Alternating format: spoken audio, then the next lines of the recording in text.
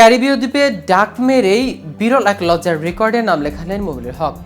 Round the wicket থেকে বলটি বাইরে বের করে দিয়েছিলেন Kemar Roach. বাহাতি Mominul Haque bat ধরেছিলেন অফ স্ট্যাম্পের বরাবর, কিন্তু বল যাচ্ছিল কাল্পনিক ফোর্থ স্ট্যাম্পের দিকে। ফলে এজ হন তিনি। ঝাঁপিয়ে পড়ে গ্লাভসে বল জমা করেন জশুয়া দা সিলভা। 6 বলের ডাকে আউট হন মুমিনুল, আর এই আউটের বিরল এক লজ্জার রেকর্ডে নাম লেখালেন মুমিনুল হক। সেই রেকর্ড মোহাম্মদ আশরাফুলকে ছাড়িয়ে গেছেন এই বাহাতি ব্যাটার। কিন্তু কি সেই রেকর্ড, তা নিয়ে বিস্তারিত থাকছে আজকের প্রতিবেদনের বাকি অংশে। কেটিভি ক্রিকেট চ্যানেল থেকে আপনাদের সাথে আছি আমি মাহমুদুর রহমান সিয়াম।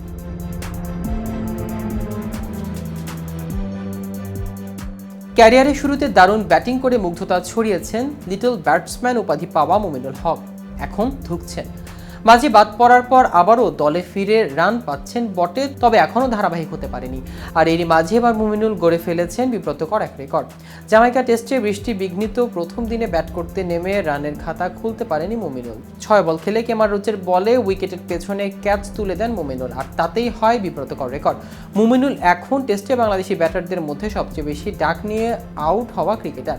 এতদিন রেকর্ডটি ছিল মোহাম্মদ আশরাফুলের। 61টি টেস্টে সাবেক এই বাংলাদেশি অধিনায়ক 16 বার 0 রানে আউট হয়েছিল। অন্যদিকে 69তম টেস্টে 17 বার 0 রানে আউট হলেন মুমিনুল। তবে বিশেষজ্ঞ ব্যাটারদের মতে সর্বোচ্চ 22টি ডাক সাবেক লঙ্কার মারভান আপাতাতুত। তালিকায় পরের 2 নাম অবশ্য স্বীকৃতিপ্রাপ্ত ব্যাটার নয়। 13 বার টেস্টে 0-তে আউট হন পেসার খালেদ আহমেদ ও তাইজুল ইসলাম। সমান সংখ্যক ডাক মেরেছেন মুশফিকুর রহিমও।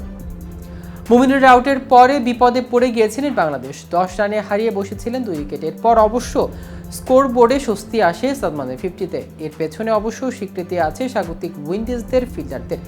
10 ওভারে প্রথম দিনে 3টি ক্যাচ ছেড়েছেন তারা। এর মধ্যে 2টি সাদমানের, অপরটি অপরাজিত ব্যাটার শাহাদাত হোসেন দীপুর। প্রথম দিন শেষে 2 উইকেট, বাংলাদেশের সংগ্রহ 69 রান।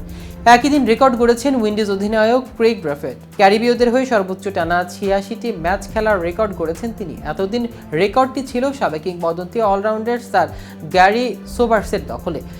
2014 সালে 16 জুন থেকে ওয়েস্ট ইন্ডিজের খেলা একটি টেস্টেও মিস করেনি ব্রাফেট। প্রসঙ্গত 2 ম্যাচে সিরিজের প্রথম টেস্টে ক্যারিবিয়ানদের কাছে 201 রানে হেরে যাওয়া বাংলাদেশের জন্য ম্যাচটি বাঁচা মরার। এই ম্যাচে ফল পক্ষে না এলেও সিরিজে হারাতে হবে মেহেদী হাসান মিরাজের দলকে।